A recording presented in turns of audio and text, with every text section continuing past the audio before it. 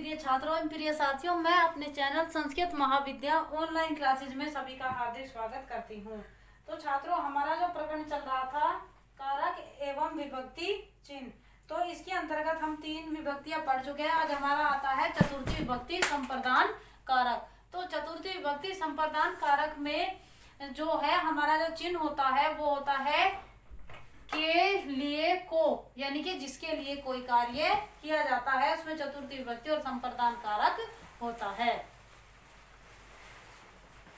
इसका जो हमारा सूत्र है कर्मणा यम भी प्रेति सा संप्रदानम, यानी कि दान क्रम के द्वारा कर्ता जिसे सदैव के लिए वस्तु देकर संतुष्ट करता है उसमें संप्रदान कारक अर्थात चतुर्थी विभक्ति होती है। जैसे उदाहरण के लिए, यानी कि कर्मणा यम भी प्रेति सा संप्रदानम, दान कर्म के लिए कर्ता जिसे सदैव वस्तु देकर संतुष्ट करता है उसमें चतुर्थी विभक्ति होती है। जैसे उदाहरण के लिए नरपः विप्राय गाम ददाति, उदाहरण के लिए हमारा क्या है, नरपः विप्राय गाम ददाति।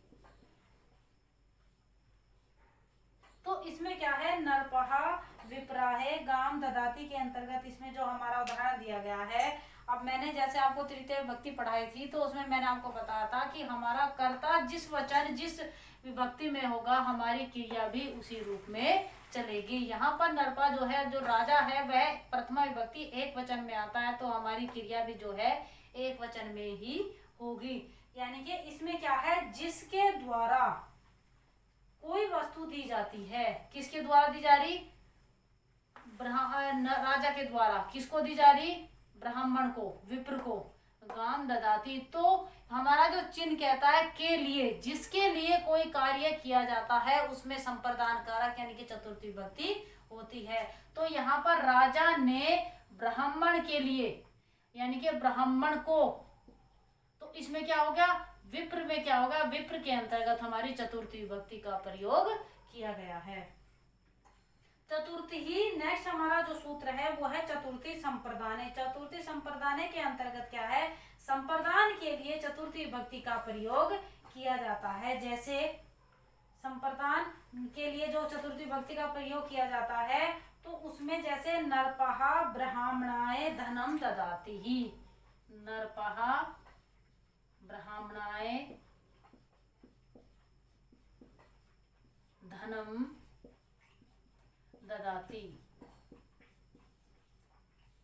यानी कि जिसके लिए कोई कार्य किया जाता है उसमें क्या होता है, उसमें चतुर्थी विभक्ति होती है। जिसको कोई चीज दी जाती है उसमें चतुर्थी विभक्ति का प्रयोग किया जाता है। यहाँ पर क्या है, नरपः यानी कि राजा ने ब्राह्मण को, धनम ये क्या होगा हमारा कर्म कारक, द्वितीय विभक्ति ददाति ये क्या होगा, हमारी क्रिया हो गई। तो राजा ने ब्राह्मण को दान दिया, या फिर हम ये कहते हैं ब्राह्मण के लिए, तो इसमें भी क्या हो जाएगा, हमारी चतुर्थी विभक्ति हो जाएगी, क्योंकि जो हमारा चिन्ह है वो है के लिए या को, यानी कि जिसके लिए या जिसको कोई कार्य किया जाता है या दान दिया जाता है या कोई भी वो इस तरह का कार्य करता है तो उसमें क्या होता है, उसमें संप्रदान कारक चतुर्थी विभक्ति का प्रयोग किया जाता है। रुच्यार्थानाम प्रियमाने, यानी कि जो वस्तु हमें अच्छी लगती है उसमें भी चतुर्थी विभक्ति होती है। सूत्र के नियम अनुसार जो वस्तु अच्छी लगती है उसके अंतर्गत क्या होता है, उसमें भी चतुर्थी विभक्ति का प्रयोग किया जाता है। जैसे सूत्र हम देखते हैं पहले, रुच्य अर्थानाम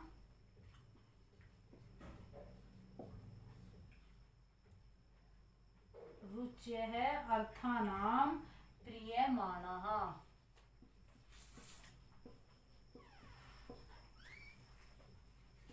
सूत्र हमारा क्या कहता है, यानी कि जो वस्तु हमें अच्छी लगती है उसके अंतर्गत क्या है, उसमें चतुर्थी विभक्ति का प्रयोग किया जाता है। रुचि मतलब, रुचि का अर्थ क्या होता है, अच्छी लगना, इसका अर्थ वाली धातुओं में चतुर्थी विभक्ति होती है।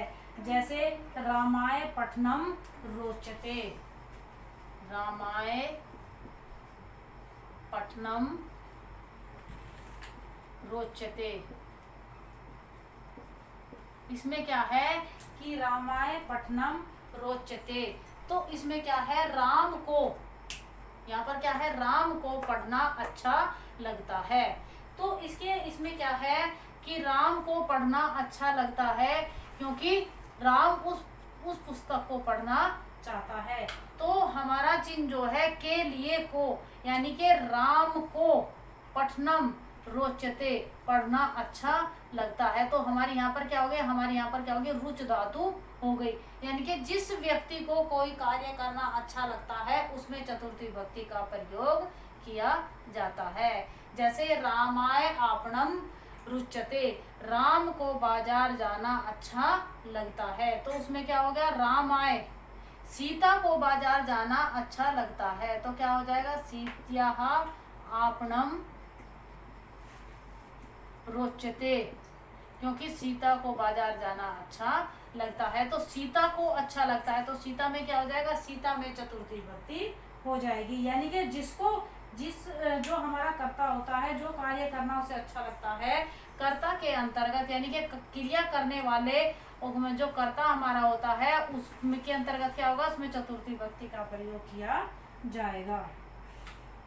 इस प्रहार रे रिक्ति सततम, यानी कि इस प्रहार चाहना धातु के योग में जो होता है चतुर्थी विभक्ति का प्रयोग किया जाता है। जैसे रमः पुष्पेभ्य स्पृहयति, जैसे रमा पुष्पेभ्य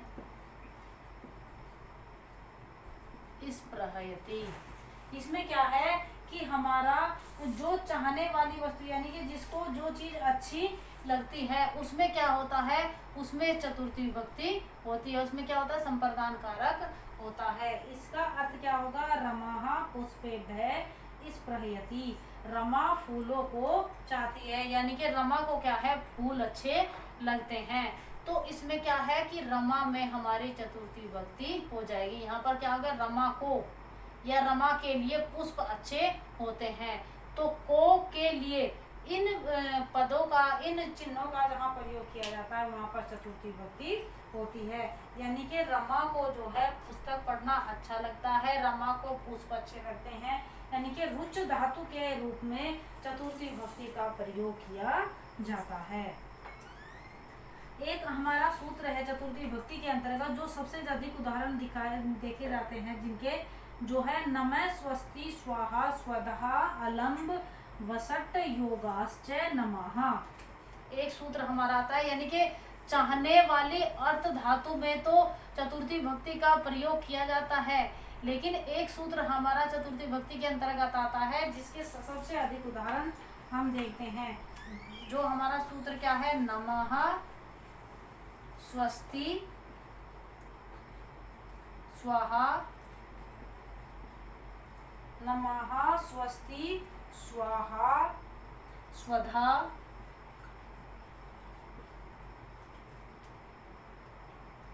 अलम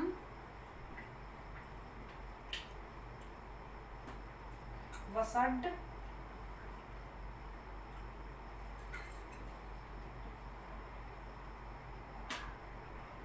योगाश्च।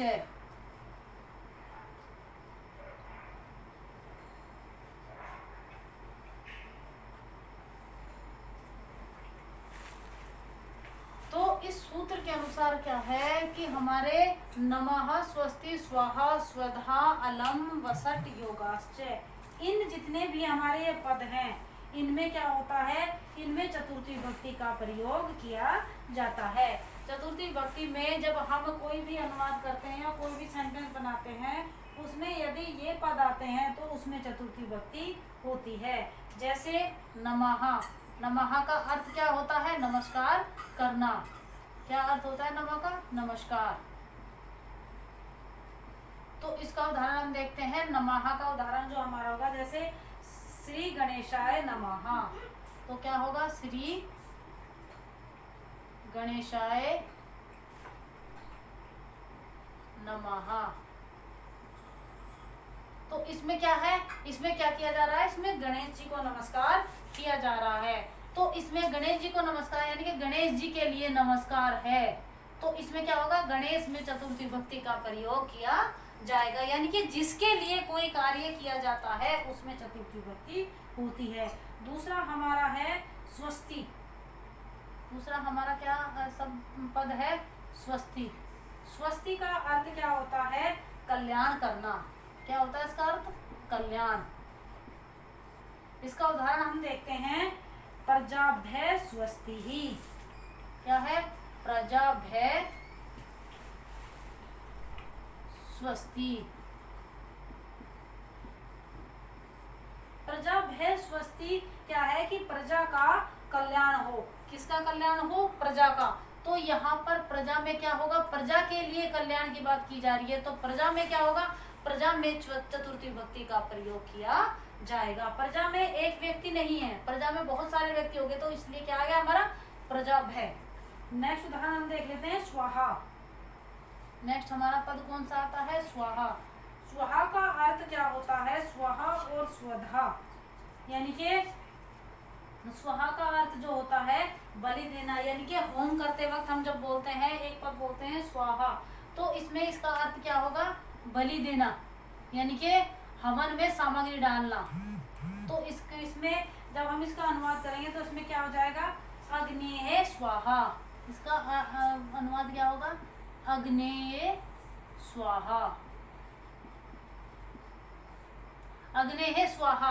इसमें किसके लिए स्वाहा किया जा रहा है, अग्नि के लिए। अग्नि के लिए स्वाहा किया जा रहा है, तो इसलिए क्या होगा कि अग्नि के लिए बलि दी जा रही है, तो अग्नि में क्या होगा, अग्नि में चतुर्थी विभक्ति का प्रयोग किया जाएगा। नेक्स्ट हमारा आता है अलम। नेक्स्ट पद कौन सा आता है हमारा, अलम।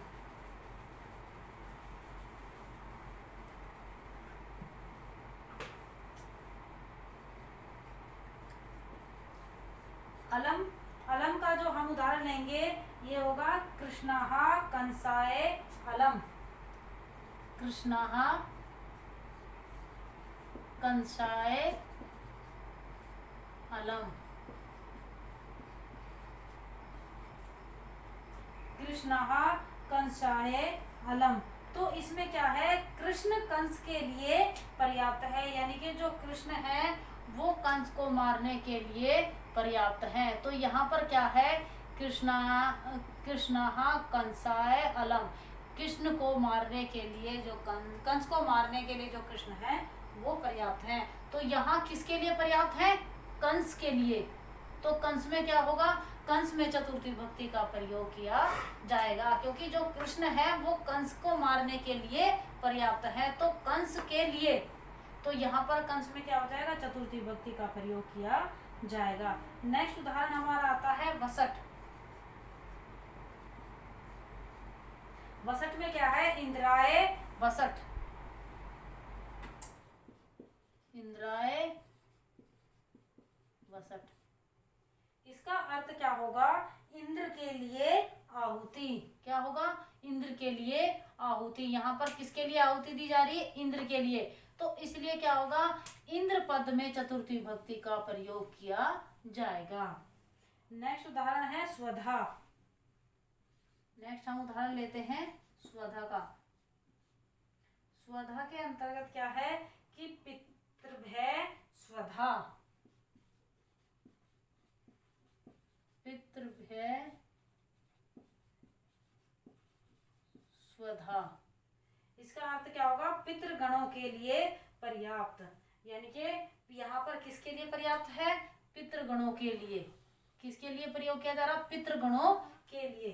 पितृगणों के लिए, तो इसमें जिसके लिए प्रयोग किया जा रहा है उसमें चतुर्थी विभक्ति हो गई। यहाँ पर क्या होगा, कंस के लिए कृष्ण पर्याप्त है, इंद्र के लिए बलि दी जा रही है, हवन किया जा रहा है इंद्र के लिए, कंस के लिए, पितृभ्य पितृ के लिए। तो जहां जिसके लिए कोई कार्य किया जाता है उसमें संप्रदान कारक यानी कि चतुर्थी विभक्ति होती है। सूत्र के नियमानुसार नमः, स्वस्ति, स्वाहा, स्वधा, अलम, वसट, योगाश्च, इन पदों में जो है हमारी चतुर्थी विभक्ति का प्रयोग किया जाता है। जैसे सा रामम नमति, वह राम को नमस्कार करता है। तो यहाँ पर इस प्रकार उसमें कर्म कारक प्रयोग अधिक किया गया है। तो छात्रों, संप्रदान कारक चतुर्थी विभक्ति के अंतर्गत क्या है कि इसमें क्या है कि जिसके लिए कोई कार्य किया जाता है उसमें चतुर्थी विभक्ति होती है। छात्रों, अब मेरे चैनल को लाइक और सब्सक्राइब करना ना भूले। सब्सक्राइबर के बराबर में जो बेल आइकन यानी कि घंटी का निशान बना हुआ है उसे भी दबाना ना भूले, जिससे नेक्स्ट आने वाली वीडियो का नोटिफिकेशन आपको मिलता रहे। धन्यवाद।